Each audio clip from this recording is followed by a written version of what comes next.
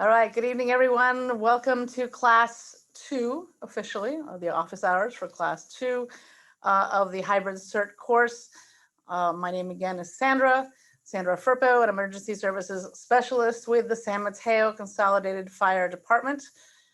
My colleague, also an emergency services specialist, Casey Treadway, is facilitating tonight. Thank you so much, Casey. She's keeping an eye on the Q&A box. So anytime you have any questions, something comes up, something I say triggers something, please, by all means, type it on in there and Casey will address it or get it to me so we can cover it. All right, we have 2 units that you guys did over the course of the week. Thank you so much, Unit 2 and Unit 5. And we're going to actually be a little unorthodox today and start with Unit 5, if that's okay, because I have a guest to introduce you to. And so remember, when we meet office hours every Thursday, we're reviewing some of what you've already learned on Online CERT, but we're localizing it, bringing it here to how it pertains to us here in our jurisdiction. San Mateo Consolidated Fire Department CERT, that is the sponsoring agency. And remember that in CERT, you're never alone. You have lots of other people with you. Over 800 of your neighbors in all 3 cities are active CERT right now, and several thousand have been actually through the course. So you're not alone, and you're in great company. And thank you so much for that. You guys are doing terrific. I know it's a course of study. I know it's a lot of work, but you guys are plugging along and doing terrifically. So thank you for that. So let me introduce you to our guest instructor today. Captain Pat Halloran, recently retired captain from the Belmont Police Department, longtime CERT coordinator, longtime CERT and current division coordinator for us, as well as now working with me and Casey in OES, the Office of Emergency Services for the fire department. So he wears a lot of hats, he covers a lot of territory, and he's going to be handling our disaster psychology for us tonight. So if I can stop sharing. And Pat, I'm not sure if you're wanting to turn on your video, but if that's your prerogative, Sandra can use that as her host power to get that started for you. So Sandra, if you want to locate the allow video, if Pat wants to turn his camera is an option. Yeah, that's fine. Okay.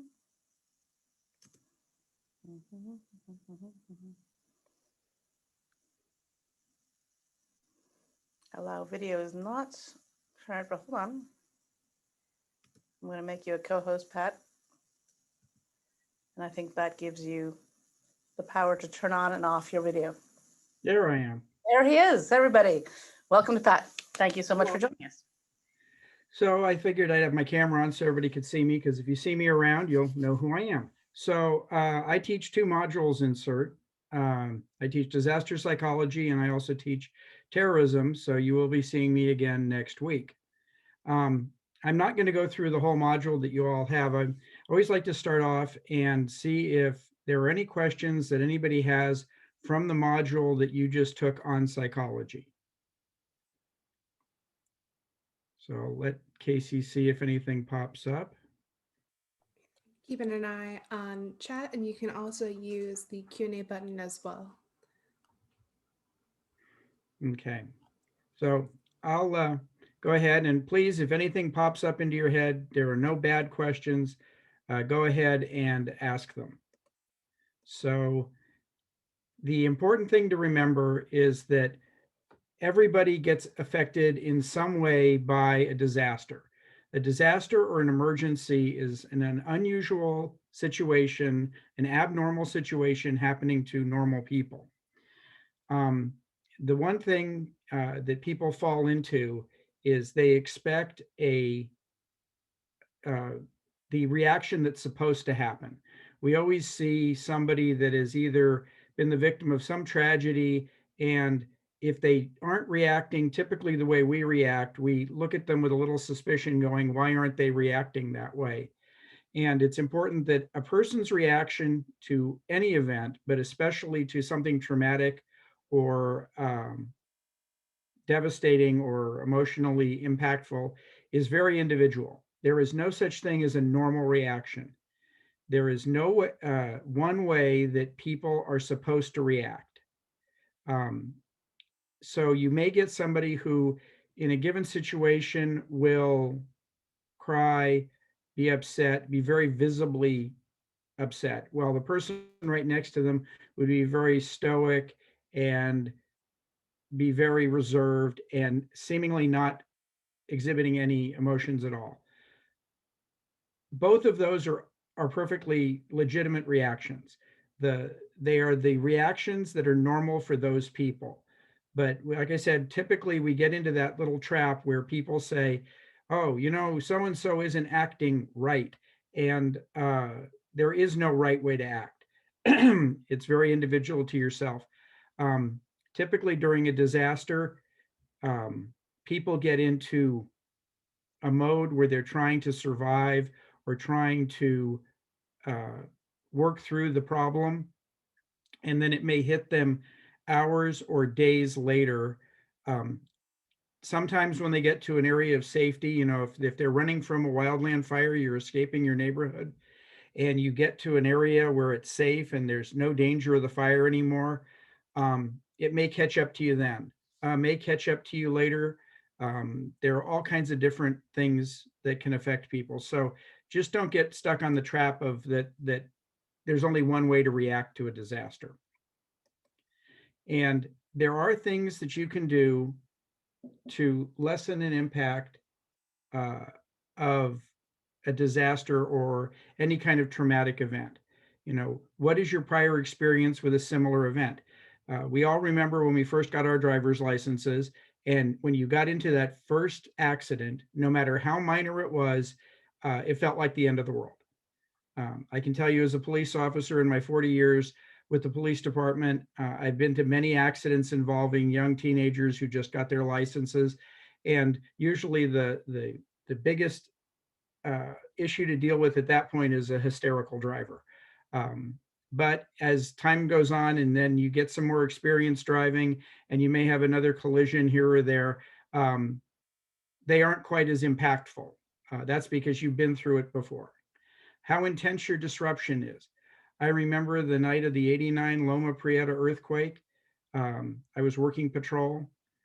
We went on several calls, but I was working a 3 to 11 shift, and my shift actually got off shift at 11 o'clock because the damage in Belmont and in the surrounding area was relatively minor compared to other places in the Bay Area.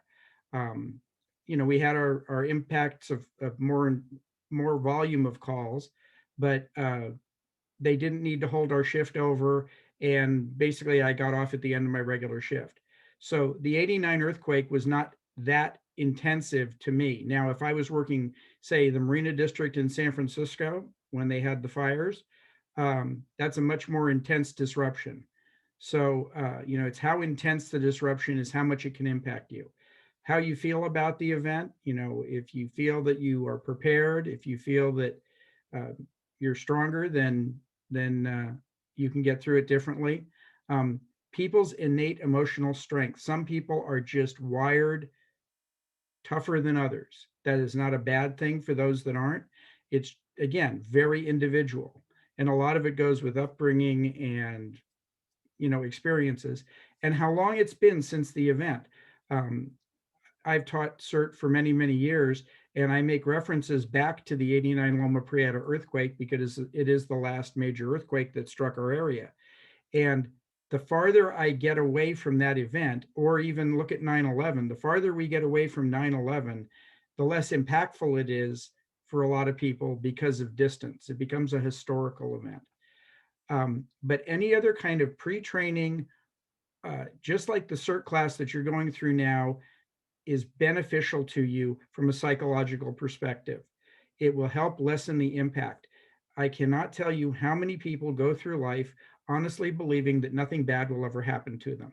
The fact that you have recognized that there is the possibility of an emergency and that you need to get some training on how to respond to it correctly puts you way ahead of those people that have no training at all. You You know, it's that old adage, you know, if you can keep your head while others around you are losing theirs during an emergency, you'll be much better. Well, having some training is important. And I applaud you all for being involved in the program and learning some things. And you'll be surprised how going down the road, things you get in this class and any other similar ones, if you keep taking more trainings, will help you in various ways. You know, you may learn a first aid skill that will help when you come upon someone who's injured or some other incident. So this is good training, and it will definitely help your mental outlook moving forward. So one of the things to think about is people call us law enforcement, fire, EMS, first responders. Well, if you think about it, this was a quote that's on the screen now is a woman who wrote a book called The Unthinkable, Who Survives Disaster and Why. She interviewed a woman who survived the World Trade Center attack, and her quote was, "We were the first responders." If you think about it, when the incident happens, it's the people that are there first that are the first ones that can take any kind of action or do something. They may not be able to prevent it. They may not be able to, you know, do anything other than ride it out. But at the end, before the emergency services people get there, that's where you come in as a survivor. This lady wrote this book. I don't have any stake in the book. I don't work for Amazon or Barnes and Noble, but it's an interesting book. She went out actually in 2008 to write. It was on the anniversary of 9/11, and she was trying to write a book on who survived 9/11 specifically and why. And as she did her research, she started looking at all kinds of disasters, and it's very interesting. And the reason I bring this up is because it's your training and experiences that'll help you survive. And I'm going to point to a really familiar example for a lot of people. Again, this is historical because it did now happen several years ago. Pat, I But need to interrupt you for a moment. You are not sharing your screen. I don't know if you mean to be. yeah, I do. Okay, so you need to hit share screen and Okay, let me see let here. us see what you're seeing. There's a green screen share at the bottom that Yeah. you click. Okay, let me see if I can. It is not coming up, Case. Interesting. Okay. Let me see here. Let me, oh, wait a minute, let me, all right, screen share. I clicked some buttons, so maybe that helped. Okay, There you go. Okay, we're all set again. okay. So let me just go back here a little bit because it will make a difference. Let's see if I can go backwards, but I don't think I can. Whoops. Sorry, I didn't mean to give anybody motion sickness on that one. There we go. Yeah, okay. Are we still sharing, Case? You are, but you're not in full screen. You're in full screen now, so you're all Okay, set. so this was just so you get a visual about things I talked about a person's reaction is very individual. There's no normal reaction. There is no way people are supposed to react. It's up to you and how you react, and you can have a delayed reaction. And then this was the how important CERT training is. And then this was the quote, and that's the book for anybody who is curious about it. I think it's still available on Amazon. It's a quick read, but it's a very interesting book on people, why people, some people don't make it through disasters and other people do. I know for myself, when I fly, as many times as I've been in an airplane, I still read the safety card before we take off. And one of the things to think about, if you've run disaster scenarios in your mind, you know, if you're in a given place, when you're on an airplane, you know, they always say, look around, see where the exits are. That way you don't have to hunt for them as much in the case of an emergency. And the other thing to think about is if for some reason the aisleways in an airplane were blocked during an evacuation, if you hadn't thought about the idea of going over the tops of the seats, it wouldn't occur to you probably. which is one of the things that happens to people in an emergency, is panic is not as common as people think it is. Typically what happens is most people, if they're going to have a problem along those lines, it's they freeze. They don't know what to do.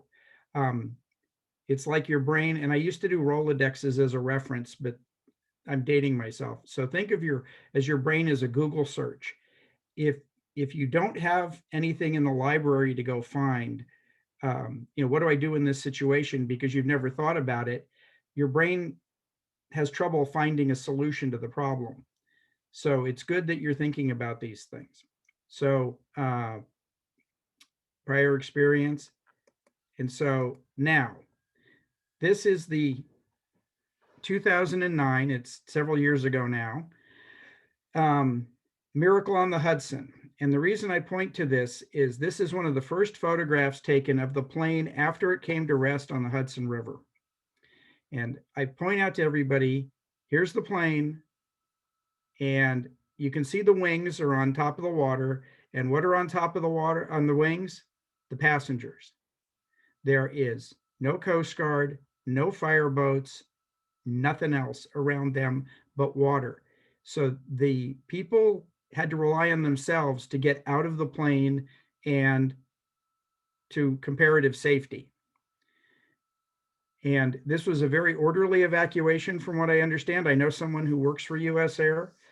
They got people out of the plane. Typically, they can get people out of a plane in under 2 minutes. Often it's important to get out of a plane quickly due to other issues than what they were dealing with here. But if you'll see, they're all on their own at this point. So moving forward, this is a few minutes later, and the two things you'll notice are all the passengers are still on the wing. The wings are a little farther into the water than they were when the first picture was taken.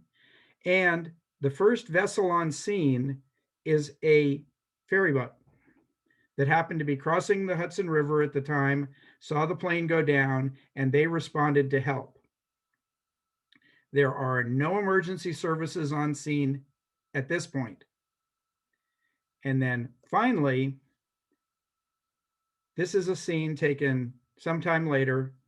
You will notice the Coast Guard's there, FDNY is there, the police department is there, and they're rescuing passengers. But you'll also notice that the wings of the plane are now completely submerged in the water. And the point of this is, if the passengers had waited on the plane till help, being the official first responders, arrived, it would have been a totally different situation than what we were faced with. That's why being self-sufficient and having a plan of action is vital, because in any emergency, somebody has to realize the emergency happened. Then they have to call 911. 911 has to dispatch the call. The units have to respond from wherever they are, whether they're close or far away. And that's all time that gets eaten up. And so having some training and a good mental attitude will help you survive an emergency. And I just think that these pictures graphically describe that. So that is, those were very short slides. Like I said, I'm not trying to redo the entire module, but those were the key points that I'd like to share with you from that module. And now, does anybody have anything they'd like to add, or any place they'd like to go with this? Or any questions that you may have from having online CERT that you wanted to ask about in relation to disaster psychology? Where this is also important for people is that it's important, CERT works as a team, and we go into a situation as a team and we come out as a team.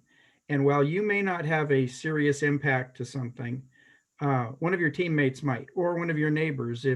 If you're just living in a neighborhood and the earthquake happens and you're doing all right, it's important. You'll be able to see in other people where they're showing signs of stress. And that module was also to give you the ability to possibly give them some support during the event. Now, in this county, we do have professional resources available. There are chaplain programs that are available to both police, fire, and EMS. We have utilized those for not only our own staff, but also for sometimes in a big public event, we'll make those resources available. The Red Cross is also trained in psychological first aid, and they have a response protocol. So there are people out there, and I think that now, going back to when I started my career in public safety back in the early 80s, 1980 to be precise, there's less of a stigma for mental health, and we've now realized a lot of this impact that a disaster can have. So it's an important unit, and it's not something we need to dwell on necessarily, but it's something to be aware of. And usually when you're aware of something, it's less frightening. Okay, and Pat, we did get a question that was put into the Q&A. So they're asking, what is the difference between recurrence of disturbing dreams, psychological, versus nightmares, physical? They're saying that tripped them up on one of the quizzes from the online course. Well, so you will have, sometimes there'll be triggers that will happen. To me, in my experience and the limited training I've had in this area, that disturbing dreams and nightmares are the same thing, essentially. I know that sometimes the questions in the tests can be a little odd when you answer them. You'll find that in almost any class, that there's going to be a question, you knew that was the right answer, but for whatever reason, it didn't answer that way. Sometimes I can give you an example. I knew somebody who was involved in a shooting, and he didn't get shot. No one was injured. He was shot at, but never got injured from it, and was back on patrol and doing work. And about a year later, he woke up just drenched in sweat in the middle of the night and couldn't figure out why, until he realized it was the 1-year anniversary of the shooting. So sometimes your body will react when you don't even consciously realize that it's happening. Sometimes you'll be involved in a traumatic incident, and something will be associated to it. I know of one particular law enforcement call where officers forced their way into a building where a subject had barricaded himself, and the subject was armed with a knife. And they pushed on the door, and there was resistance. And then when they finally got in, there was a struggle, and one of the officers got stabbed. One of the officers involved in that was on a call months later where they were pushing on a door, and then the door gave way again under totally different circumstances. They had to do a welfare check on someone. And he said that momentarily he was back in the previous call, because the act of pushing on the door, having it meet resistance and then break forward because there was somebody on the other side of it, brought him back to that previous event. It didn't stop him from doing any of his job, but he had kind of a momentary, I don't know, a hiccup, where he was back and had kind of a start when that happened. Even though he'd been through training and knew what was happening to him at the time, he couldn't do anything about it happening. But the fact that he'd had the training allowed him to work through it and complete what he was doing. So to me, you can have physical reactions. I mean, we've all had that queasy feeling you get. And sometimes it's just purely mental, but they are connected. So you can have a mental reaction, like a psychological reaction, that causes a corresponding physical reaction. So that's the best I can give you on that answer. Let's see. We have a few more that came in. Yeah, I see that. Yeah, I agree that going through the pandemic right now, the question is that regarding psychological first aid, that's relevant to the current pandemic. It is, because this is unfamiliar territory. Um, it's scary for a lot of people, um, especially if you have an underlying health condition or other problems. People are more isolated than they were before. Um, and there are a lot of, this is a very slow moving disaster, is how I described it to somebody. An earthquake is usually over in less than 2 minutes, um, or shorter than that. And then there's the accompanying damage that you have to deal with going forward. But the pandemic is kind of like a disaster that just keeps on going. And we never really get at this point, they keep moving the goalpost. So that can be very unsettling for people. Plus the isolation that's required um, under the pandemic. So yeah, this unit does feed right into the pandemic.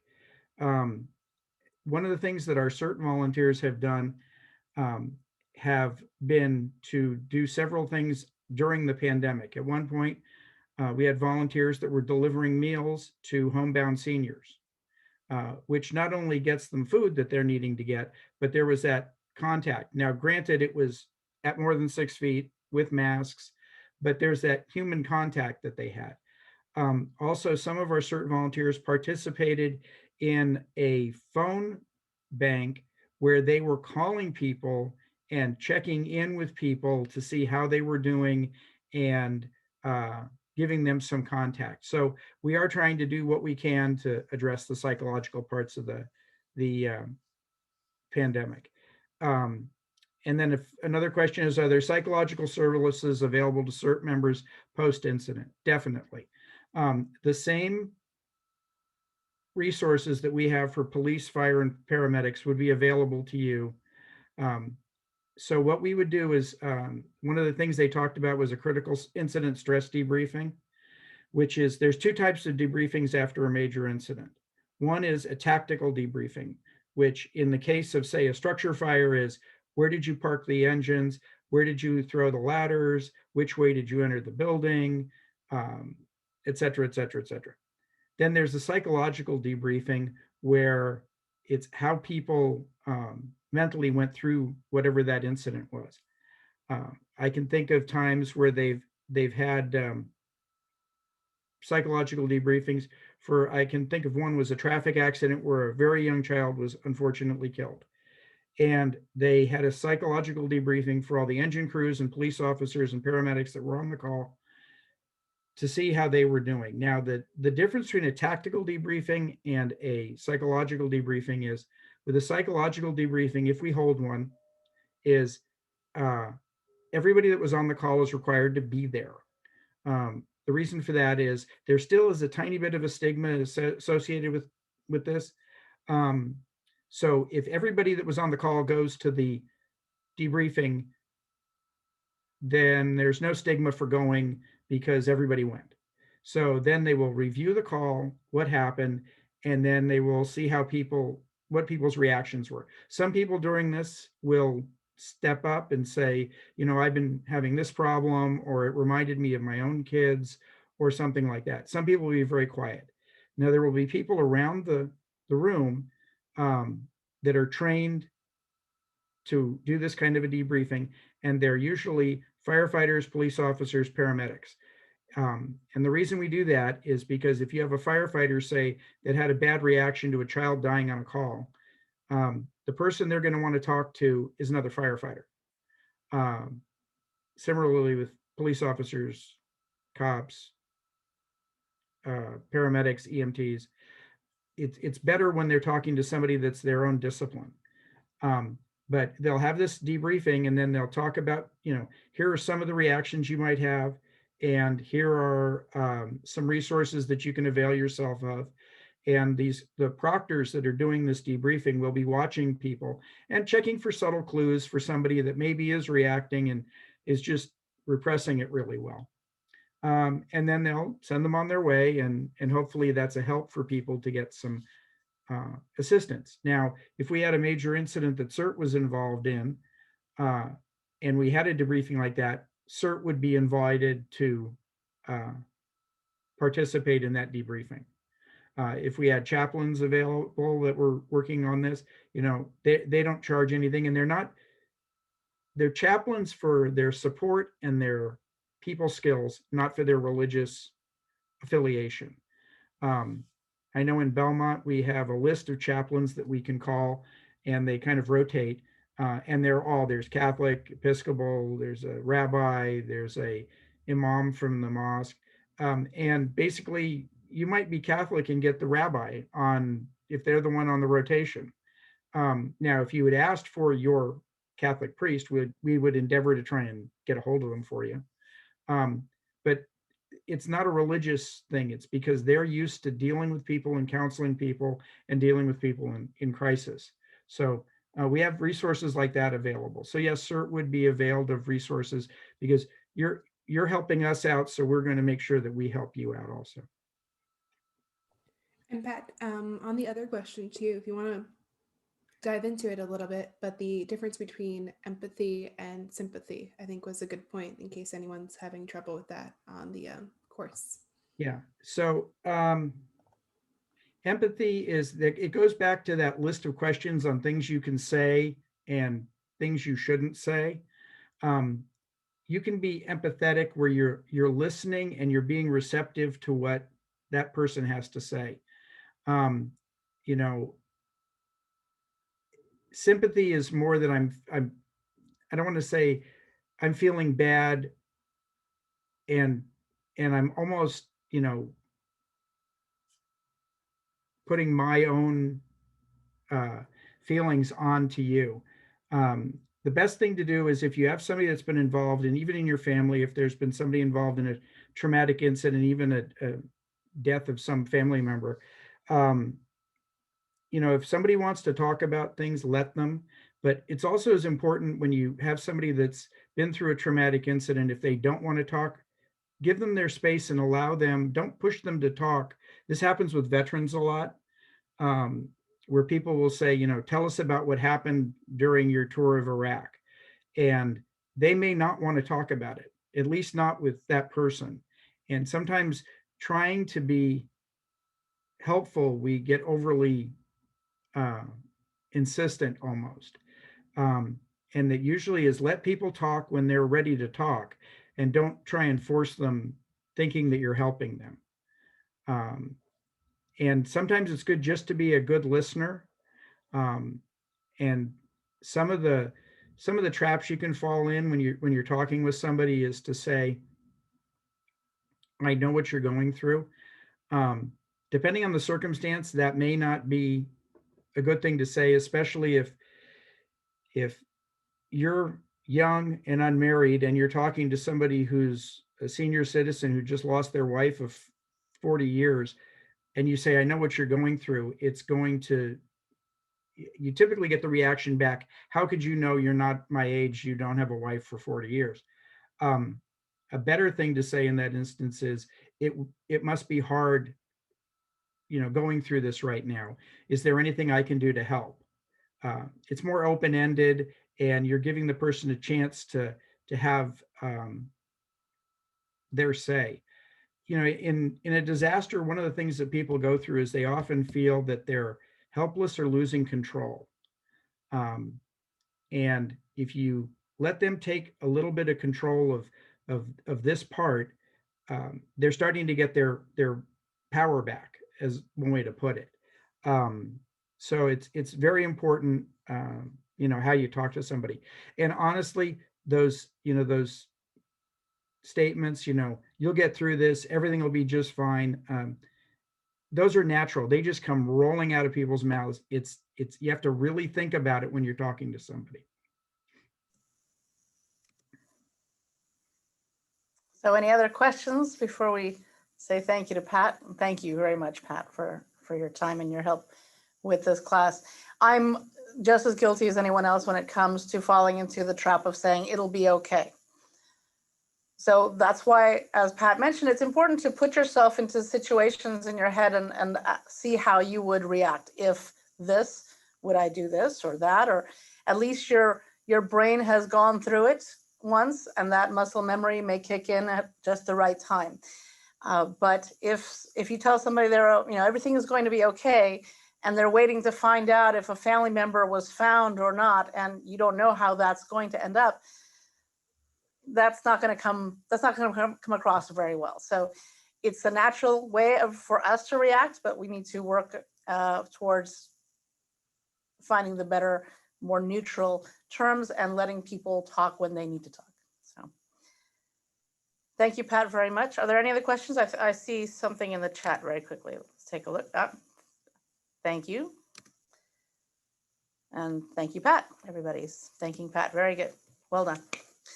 All right, let me share my screen and get back to Unit 2.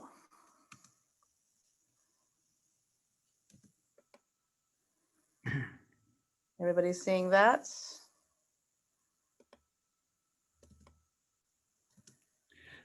All right. So Unit 2 is a CERT organization, and when you were going through your online CERT, they covered a lot on the Incident Command System, or ICS.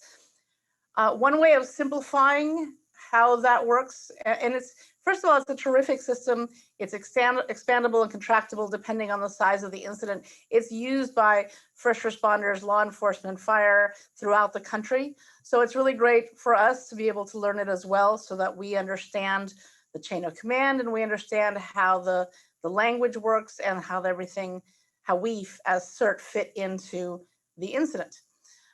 But if you imagine something that, we use the incident command system probably in almost anything that we organize. So the common good example is the large barbecue. So if you're the person who's hosting the barbecue, you are the incident commander. You have the big picture of how you want everything to be. Operations, the doers, the people who are in the action part, that's the cook, right? At the grill, perhaps. Planning, you got to have a menu, you got to send out the invitations, maybe maps as to where we're meeting, all that good stuff, all those little details, especially in advance planning, thinking ahead. What are people going to need to know, and what resources are they going to need to have? Logistics, the stuff, getting the stuff, right? Food, the tools, the charcoal, all that, getting a hold of the stuff. Where does it come from? And then, of course, someone's got to pay for it. So that's what finance is for. So that's sort of one way of looking at it. I've heard of brides who have used ICS to plan their wedding. And if you're having a small dinner get together, then you might be a couple of these roles, right? But in ICS, the idea is to make sure the span of control is within reason, right? And that's what we're trying to keep, is everything within the span of control. Now, you're also going to be taking the FEMA online class called IS 315A. And that is specifically ICS, Incident Command System, for CERT. And that is one of our requirements in the essential documents. So the information on how to take it and how to do it is there. And that's something that you need to have completed as well prior to Skills Day. And again, I don't have a date for Skills Day. We are going to have them, don't worry. And you will get through the whole thing and be a full-fledged member of CERT. But in the meantime, start working your way through the essential documents box. And one of those is the FEMA IS 315A class, which is very specific ICS for CERT. All right, so let's talk about CERT activation. This is a biggie for everybody. It's important to understand the activation procedure for your CERT program. So if you're not from one of our cities and you're going to be in a CERT program from another city, their procedure might be different than ours. Not by much, but it might be. So important to know. So with us, we do not self-activate. If you see an incident or are aware of something happening or an earthquake hits, we do not expect you to we ask that you not actually throw on your CERT gear and run out to do stuff, because you have not been officially activated. So You wait for official activation. There is an activation procedure for San Mateo Consolidated Fire CERT, and you will receive all of that on skills day most likely or just before. But the activation plan takes effect only after it's been requested perhaps, and then gone through the quick chain of command. It can be very fast, but it has to go through the chain of command. So the fire chief will review it and say, yes, because it meets two main criteria. One, our professional responders are spread thin and need some assistance. And the mission is within the scope of the CERT training.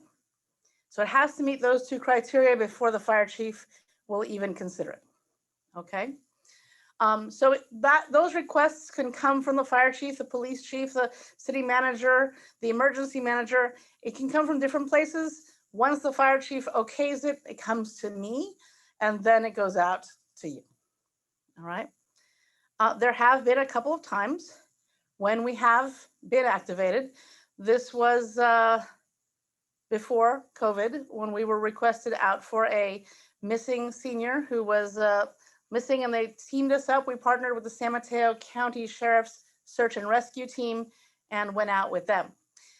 This is a different incident. This was actually a request for information being disseminated to a neighborhood in San Mateo on health and on an upcoming COVID-19 testing site that was going to be popping up in their neighborhood, and we wanted people to know about that. So these were incidents that we were specifically requested by the city or a police chief for assistance.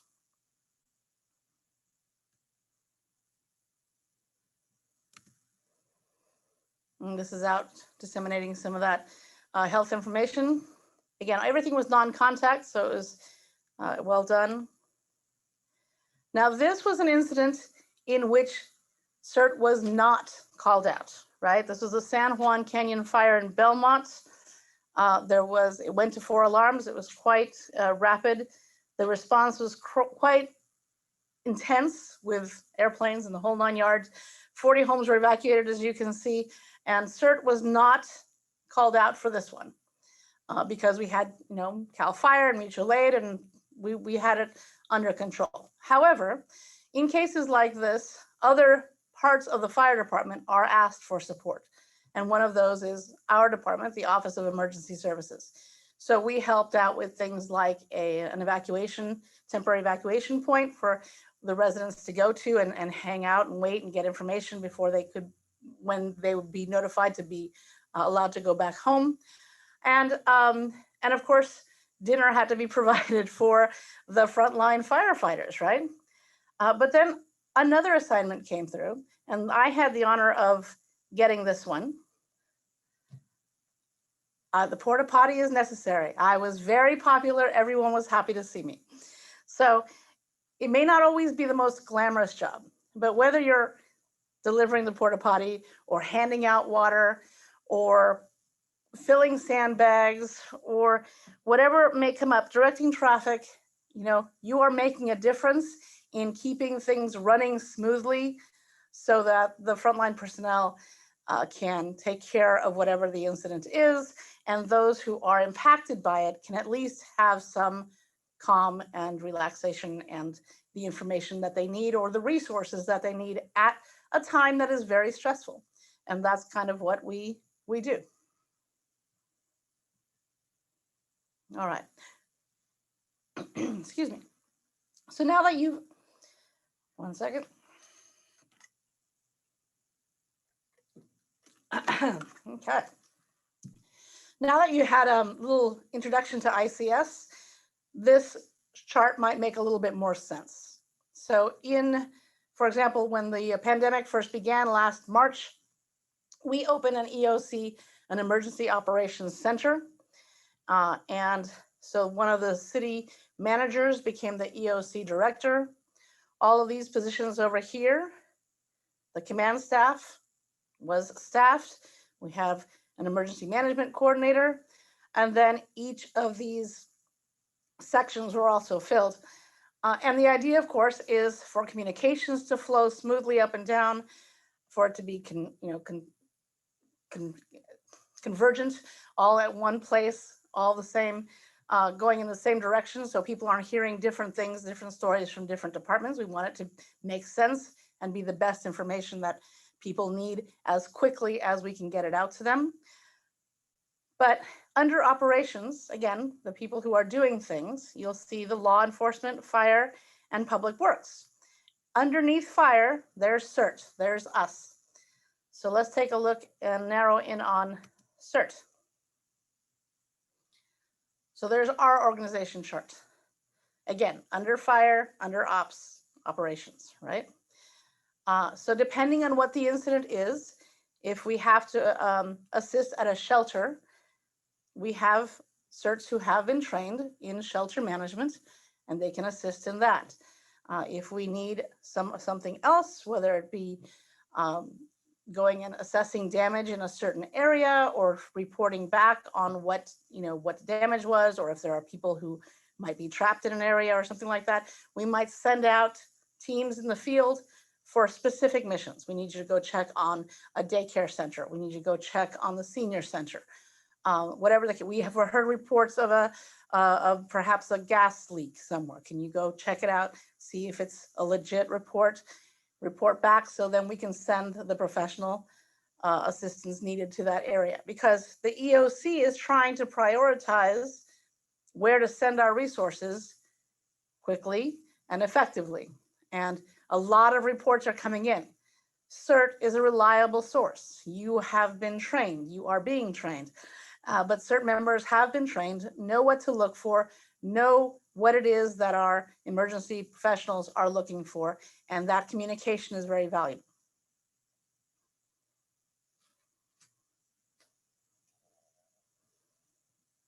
So understanding that chain of command and understanding ICS is important, so please don't hesitate to get started on that FEMA class, which is an online class as well.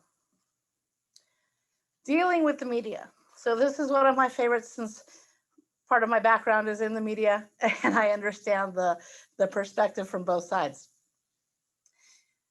We're not trying to take away your 15 minutes of fame when we tell you, please, please, please, if any media should come upon you while you're out in the field doing something CERT related, please send them up to the public information officer, or at least have your team, the team leader should be the first person to actually address them and then send them to the public information officer. Don't let them get in your way. They won't, they shouldn't, but if they do, don't let them get in your way. And be careful about what you say. But let's take an example. Let's say you're out in the field, you're with your team of at least 3 of you, and you see that some people are outside of a house, but they're yelling that there's a child trapped under a bookcase in the house. And you can see through the window, and the house seems to be lightly damaged. It doesn't look like it's too much risk. You can develop a plan to rescue the child. Child is obviously crying and in need of assistance. Okay.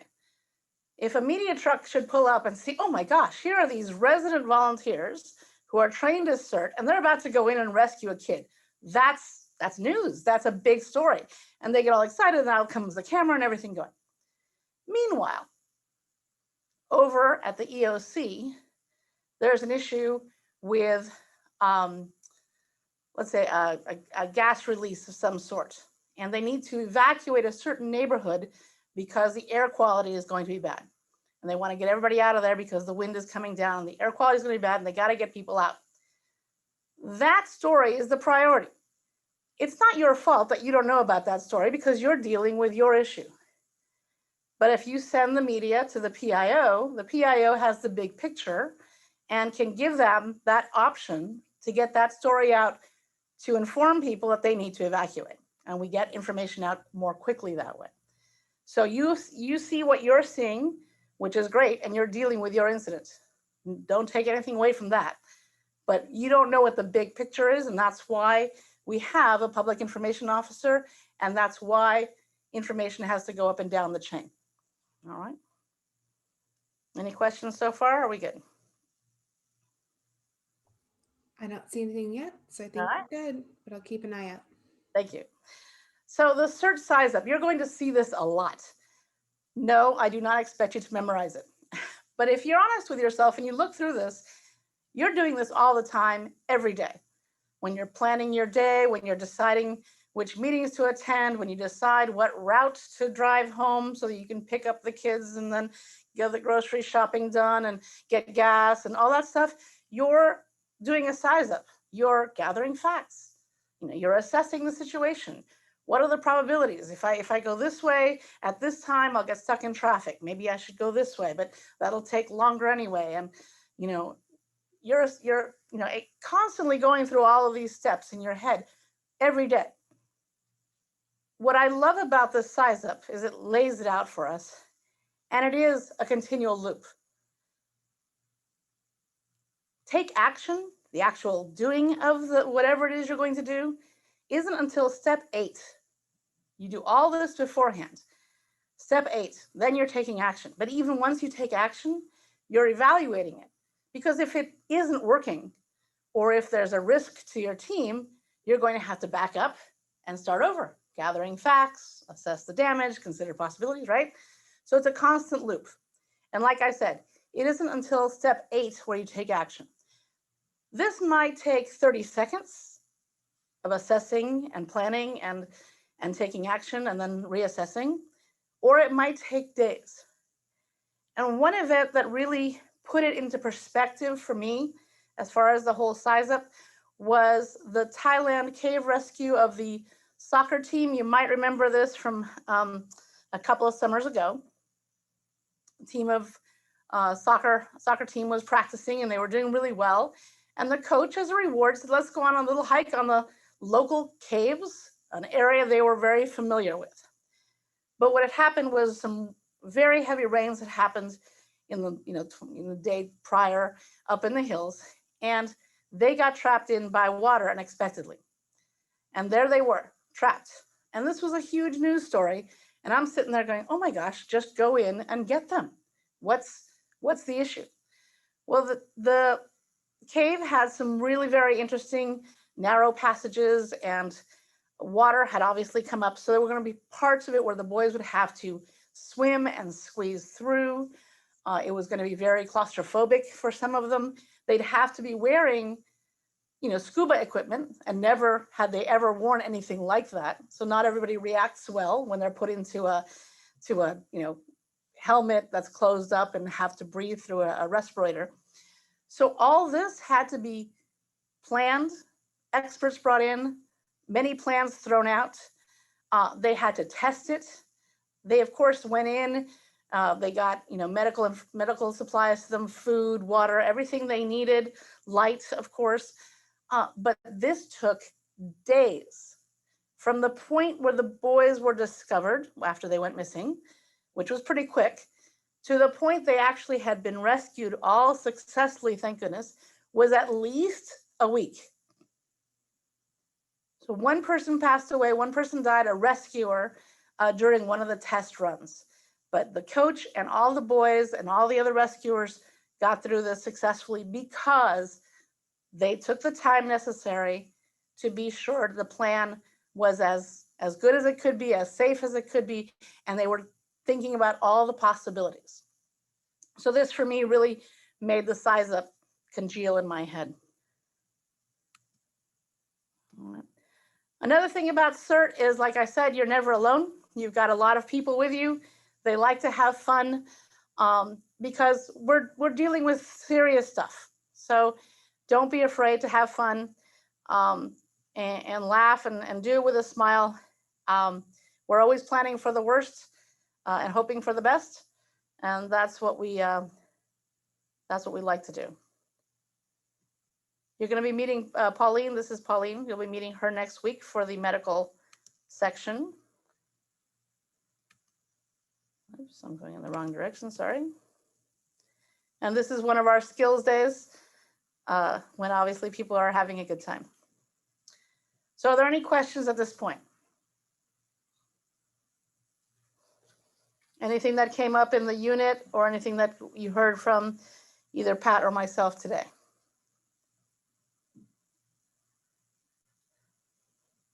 All right, give it some thought. And Sandra, for this upcoming week of classes, they're going to be taking 315. What is the deadline on that? You have to have 315 completed before Skills Day.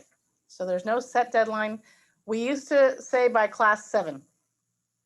That was sort of the best way, because assuming that we had a Skills Day already scheduled. But you don't want to wait for the last minute. So if you want to get started on it now and you can take it slow in small bites, it's a good time to start, which is why I mentioned it today.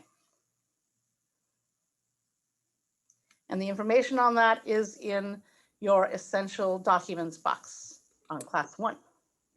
We did have a question that came in. So it's, why doesn't CERT self-activate within their direct neighborhoods following local emergencies?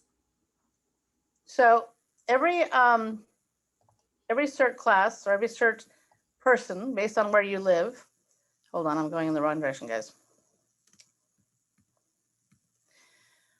You'll find out when we finish up and you're towards the end, you're going to find your neighborhood, and you can do that now on the webpage. Look up your city, and then based on where you live, you fall into a particular CERT neighborhood or ERD, Emergency Response District.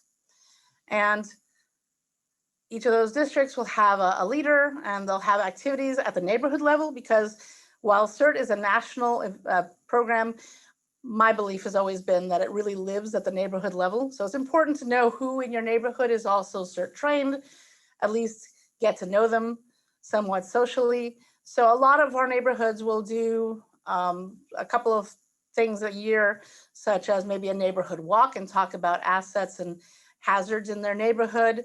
They'll go they'll just have a picnic in the park and just get to know one another. They'll do different things. They may train on a particular module in CERT, maybe as a refresher course. Take a look at what so-and-so has in their emergency pack to give you some ideas, that sort of thing. Then also in CERT, after you've completed it, we have CE classes or continuing education classes. And we provide those roughly about once a month. And that's other, additional training, a little deeper into some of the topics that are covered in the CERT course, maybe something new, guest speakers, that sort of thing. So there's a lot going on. As far as activation, we activate in a couple different ways. But again, when the resources are stretched thin of the professional responders, and if it's within the scope of the training of CERT. So if you imagine, let's say, an earthquake, regional issue, what do we want you to do? We want you to take care of yourself, your family, your home, immediate neighbors. All of our first responders are responding. And it may be chaotic, and they're all working, and they'll be working maybe 24 hours. And then at some point, they're going to get exhausted. And those people are going to need to be replaced. That might be what we get called in to do.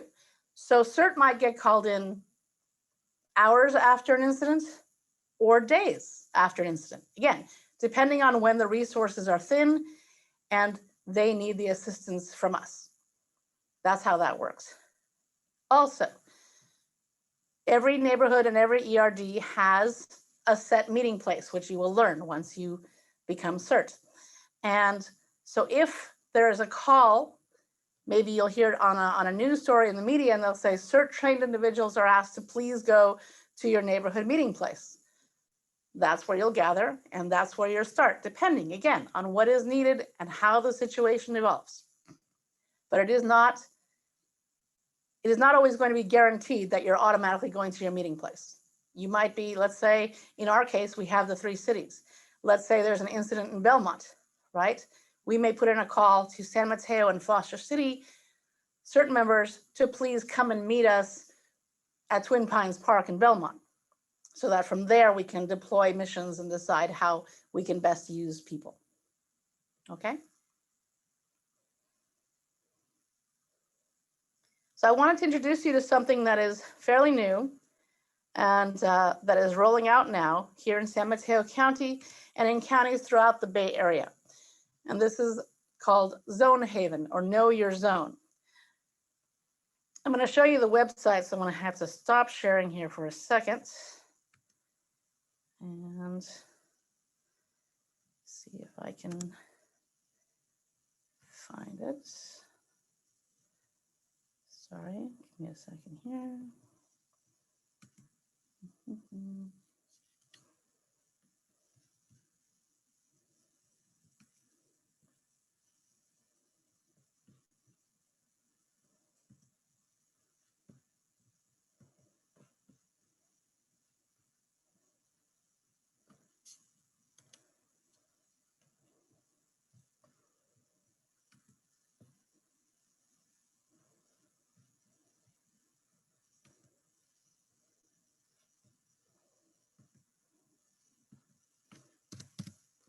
Sorry, I'm typing in the website here. So know your zone is the line you're going to be hearing a lot about, and it's a really terrific program that's been developed, like I said, throughout San Mateo County and the counties around the Bay Area, and we hope that it is eventually going to be statewide.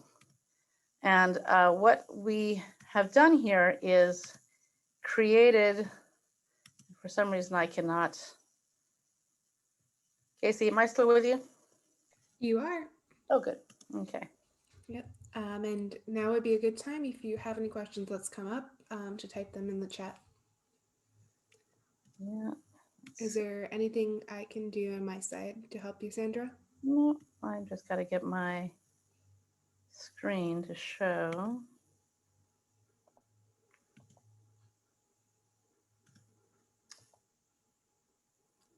Okay, we have a visual of the presentation. Am I showing you Zone Haven now? You were just showing the PowerPoint presentation with Know Your Zone slide.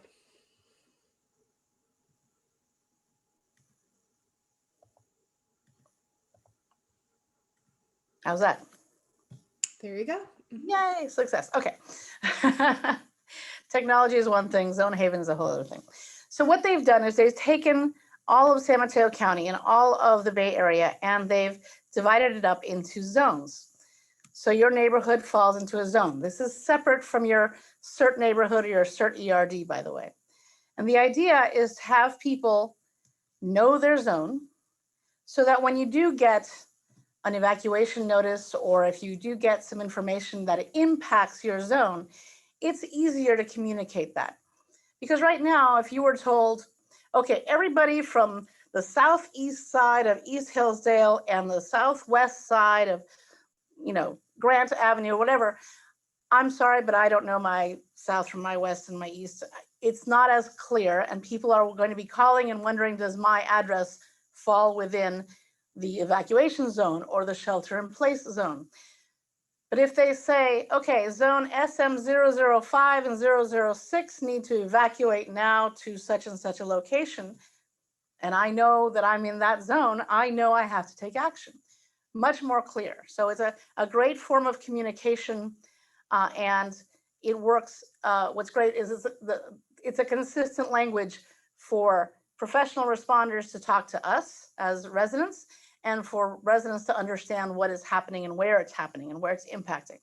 So this is something that for CERT and non-CERT people, it's important to know. And you're going to start seeing billboards and some more things coming up on Know Your Zone and Zone Haven. And I wanted to show you a little bit about it. You can look up your address if it'll let me do that. I also put it in the chat if anyone's curious about checking it out. There you go. Yes. So look up your zone. You should know where it is.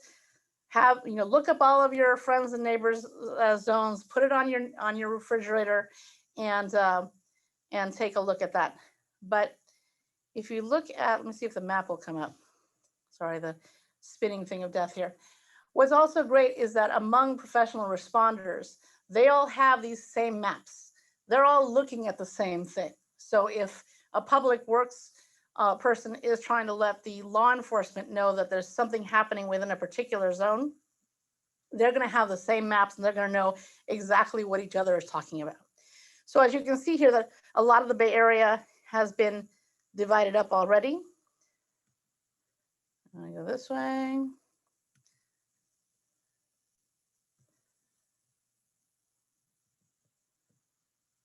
And a lot of it is, so you'll see some zones seem really large and other ones are very small. And a lot of that has been decided obviously by population and development. Let's see if we can find our area. So we're in Santa Cruz.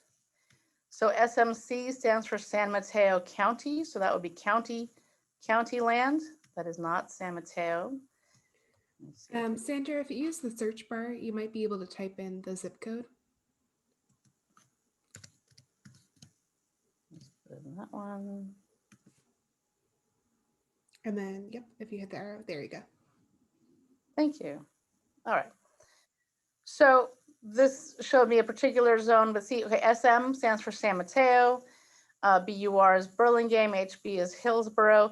So there might be a zone 6 in other places. So make sure you know your whole zone name. There's Foster City, FC, Belmont, BEL. So as you can see, it's been quite divided up. And again, based on geography, or actually by population and development. And like I said, if you are already, and you should be, registered for SMC Alert, and it may come up and it'll say something like impacting zones blankety blank and blankety blank, you'll know whether or not it is something that you need to take action on. And it can be anything from a shelter in place to an evacuation. And here's this box would come up for your zone. And if there was anything that you needed to know about evacuations, it would come here. If there was anything going on that was law or fire related, it would come up on this place. So it's a nice website to take a look at. Zone Haven is the program. And I believe, as Casey said, she's put the website in there for you. Also, I don't know if you already said this, Sandra, but the map also comes up as color-coded when you enter it as well. So based on the tier of warning, so whether it be right now what you're seeing on the screen, so the colors have associated orders or warnings associated with tied with each of them. So this color coding right here is what Casey is referring to. All right, so please know your zone, take it out, take a look. And there's some of the information, and start helping your friends find their zone. This is important. And it's rolling out now. It's nice and slow. We're getting a lot of information. Like I said, every county in the Bay Area is currently participating in Zone Haven, but we do hope for it eventually to be statewide. I wanted you guys to get a little head start on that. All right, and then we're looking ahead to next week. Now, next week, we're entering into the medical part of CERT and disaster medical. And this is a big piece, huge. That's why it takes 2 parts. So tomorrow, for this week, we're only doing part 1. And then the week after, we'll do part 2. So unit 3, which is medical part 1, don't get all confused by the numbers, but unit 3 is what you're going to be doing. It's divided into 2 parts. So you have to do 3.1 and 3.2 to complete unit 3 and to get your merit. So please remember there's 2 parts to this unit that you're doing this week. Looking ahead, I want you to remember, while we concentrate on review and localizing the information every office hours on Thursdays, when we do the class on March, I want to say 5th, let me make sure, March 4th, Thursday, March 4th, that class will be the week that we've done Medical 2. And that class, that office hours, we're going to be teaching you something that is not included in Online CERT. It is not part of the national curriculum, but it is used here in our jurisdiction and throughout the Bay Area. So we want to be sure you're familiar with it. So if you can, by all means, keep attending the office hours.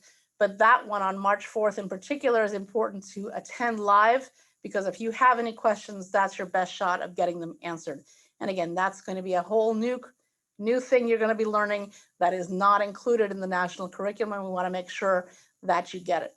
Okay. Now, of course, you can ask questions anytime you need to. If you need to email me, feel free to do so. But you guys have been doing terrifically, and I really applaud you because I know it is a big lift getting started on this course, and you guys have been doing terrifically, and I really appreciate the work and effort you're putting into it. I think you'll find that it pays off big time in the end. It is a huge thing that you're doing for your community, for your family, but most importantly for yourself. I think it really empowers people and gives them a lot of confidence in just being able to know that they're ready to address whatever may come our way, right? Because in the old days, just a few years ago, we were always encouraged to, okay, be ready for an earthquake and pack an earthquake bag and all. Forget that. It's now disaster preparedness. It is preparedness. If you prepare, you're ready for almost anything that gets thrown at you, whether it be a pandemic or anything that's unforeseen. You will be able to deal with it much more effectively because of the training and the time that you're spending now. And for that, I'm very grateful. And I know our department is as a whole, because it's so terrific having a trained residency such as yourselves. So thank you for that. All right, last chance for questions. I will be posting this class as we have been on our YouTube channel. So if you miss a class or you can't attend a class, you can catch up with it that way. But again, live is the best way because you can get your questions answered and you're getting the information as it comes in. All right. Okay. So good luck with this week. Take a look at Medical Part 1, Unit 3, and we'll have some great review and some great information and tips for you next week. So don't miss out. Have a great week, everyone. Take care.